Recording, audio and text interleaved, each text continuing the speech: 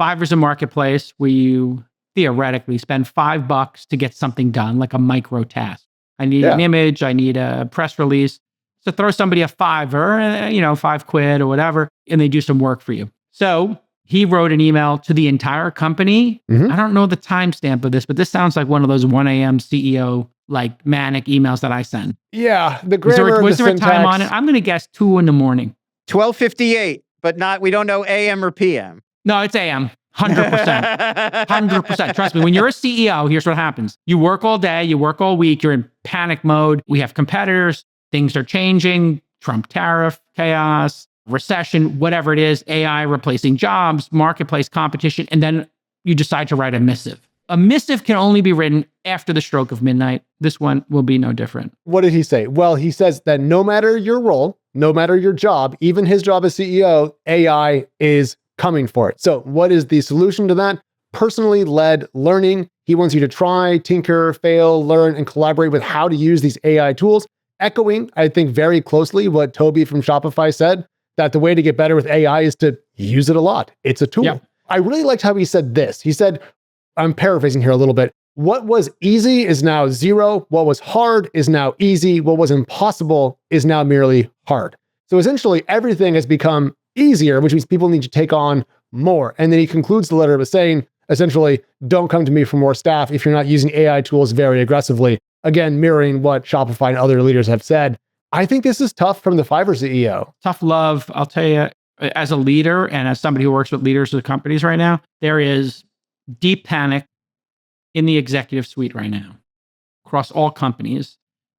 It's an elevated situation because of the economy, the recession, Trump tariffs, all this stuff, combined with AI hitting at the same time. Now, for every opportunity to go faster, hire less people, maybe even trim staffs and costs, you also need to have people be willing to embrace these tools. I'm finding it very hard myself to get people to embrace these tools. I have many people come to me and they have a problem, and I'm like, they didn't type the question they're saying out loud to me into ChatGPT first or Gemini, et cetera. And I'm using it all day. So what I've started doing is and you guys know this because I'll be working with you, I go use ChatGPT, Gemini, Grok, Claude with the same query, all 4. I look at it. It takes me but 5 minutes.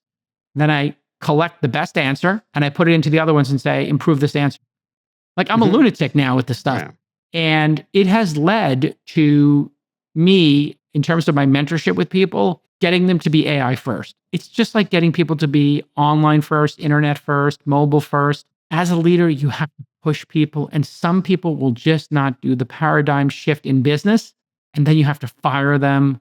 You have to fight with them. You've got to push people. It's so hard to be in management. Yeah. That's why you get paid a lot more, because you have to worry about these issues. I do think it's interesting. And I think something that's sort of a positive in this, which is odd. We used to talk about AI taking everybody's job. That was the concern. It was like, you're going to lose your job to AI. AI is going to be able to do exactly what you do. And this is part of a lot of different, even the AI warnings now are like, people are going to get better at working with AI and they're going to take your job. Like, it's not about being replaced completely. It's about you having to complement the skills you already have. At least that's how people are talking about it now. Is that what's really going to happen? Who knows? But I do think it's a positive sign that we're discussing AI just completely running everything less. And it's more like human plus AI is going to be running everything. Okay, so how does the rubber meet the road here? So the CEO of Fiverr posted an update. His memo was about a month ago. We're talking about it today because he just dropped news about how his company reacted to this.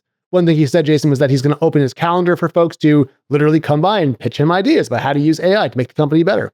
And as a response to his email and those meetings, he said the following thing. We're already rebuilding how we work, and velocity matters more now than ever. Transitioning to a modular architecture, using AI to refactor legacy code, auto-generate documentation, and power custom workspaces across teams. Everyone must strive to automate their manual work, freeing up time for thinking, critical decisions, and creative problem solving. Essentially letting people be more human and less robotic. So this backs up Lon's point. That Satya Nadella, the Microsoft CEO, he gave an interview like 2 months ago where he said exactly this. Like, everybody needs to shift their thinking to be how much, it's not AI is going to take my job. It's how much more productive will I be able to be if I complement everything I'm doing with AI tools? Potato, though, Lon, because if everyone's more efficient and you can do one human plus AI equals 5 prior humans, doesn't that have the same impact? Sure. It's not a change in what's going to happen. It's a change in how we're talking about working with AI, which does strike me as it's a little bit more humanistic or it's a little bit more humane. Yes, it is. It's actually a very good insight. People are not saying we're going to replace you in the customer support department like they were saying earlier, like Right. all these discussions, we're going to get rid of the customer support. It's all going to be done AI. They're saying, please be absolutely engaged with these tools so we don't have to replace you. Correct. Somebody say you're not going to be replaced by AI. You're going to be replaced by somebody who uses AI. Yeah. And I think that's the manifestation that's coming here. I also just want to state, because I've been having this debate and I'm bringing our company back to in-person. And I said, we're going to be back in person, except for EHPs, extremely high performers, in some situations where we have no other choice. But the fidelity of being in person and the crispness and the deals and the speed at which you can work, I'm absolutely convinced that the gains from remote accrue mostly to the employee who is working remote, and the gains from in-office accrue mostly to the company and the shareholders. So when, as you pointed out very correctly, so put one on the board for Alex. You saw my it's Slack. true. The labor, these guys are doing, for those of you who don't know, these guys are putting what points they get here from me. Another great point by Alex to make it 1-1 here. Ding. We are in a position where labor does not have an offer from Uber and Coinbase. Those companies are getting smaller, static team size, as Alex and I have been saying for 2 years now, almost. You don't need to add people. You just need to use the tools and you will get 30% more efficient a year, whether it's coding, sales, etc. So here we are. You need to get your butt in gear. And if you're a young person, get into office. And if you're running your company and you're raising venture capital, or you're a venture firm raising your next fund, part of the reason I'm getting everybody back in offices, I want to have an easier time raising my next fund. Huh. When I raised the last fund, they asked me, are you in person? Literally, I would say 4 out of 5 LPs asked me that. So they believe in in-person culture. And now what am I doing here? Every Tuesday in Austin, we started in-person Tuesdays with founders. We're inviting our entire portfolio to come every Tuesday, 48 Tuesdays a year, to get mentorship, to come to talks, to have lunch, and to do jam sessions with us. Why? We want them to win. It's as simple as that, folks. If you want to win and you're up against a remote company up against an in-person company, the in-person company wins 9 out of 10 times. That's my belief. And if you want to get better at AI, just don't close it.